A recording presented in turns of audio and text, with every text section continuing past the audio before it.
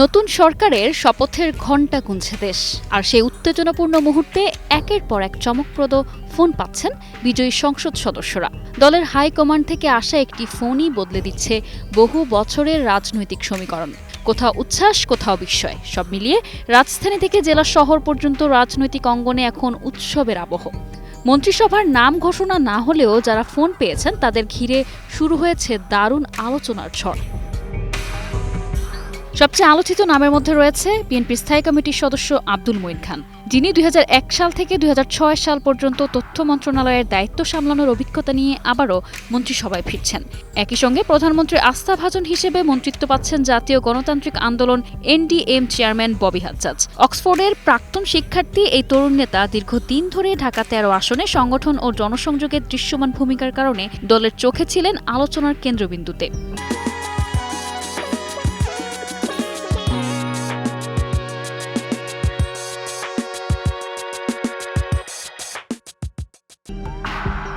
অন্যদিকে কুমিল্লা ৩ থেকে বহুবার নির্বাচিত প্রবীণ রাজনীতিক কাজী শাহ মোফাজ্জল হোসাইন কায়কোবাদ পেয়েছেন গুরুত্বপূর্ণ ফোন। ৬ বার নির্বাচন করে ৫ বার বিজয়ী হওয়া এই নেতা দীর্ঘ অভিজ্ঞতা ও সাংগঠনিক দক্ষতার কারণে নতুন সরকারের গুরুত্বপূর্ণ দায়িত্ব পাবেন, এটা রাজনৈতিক মহলে এখন প্রায় নিশ্চিত।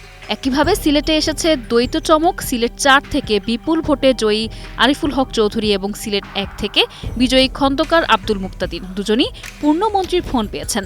প্রথম জনের জন্য এটি প্রথমবারই অভূতপূর্ব সাফল্য, দ্বিতীয় জনের জন্য অভিজ্ঞতার স্বীকৃতি।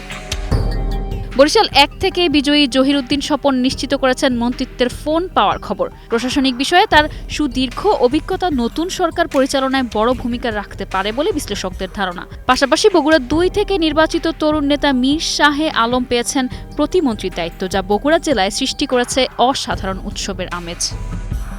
তরুণ নেতৃত্বের আরেক বড় সংযোজন পটুয়াখালী ৩ আসনের নুরুল হক নূর, যিনি প্রতিমন্ত্রীর শপথের ফোন পাওয়ার মধ্য দিয়ে নতুন প্রজন্মের প্রতিনিধিত্ব আরও শক্তিশালী করেছেন।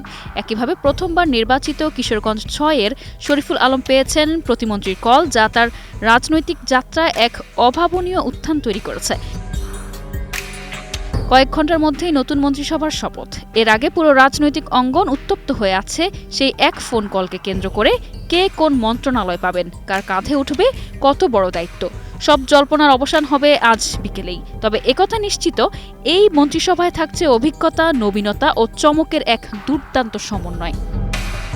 নিসা আলম, নিউজ ডেস্ক, ২১ টেলিভিশন।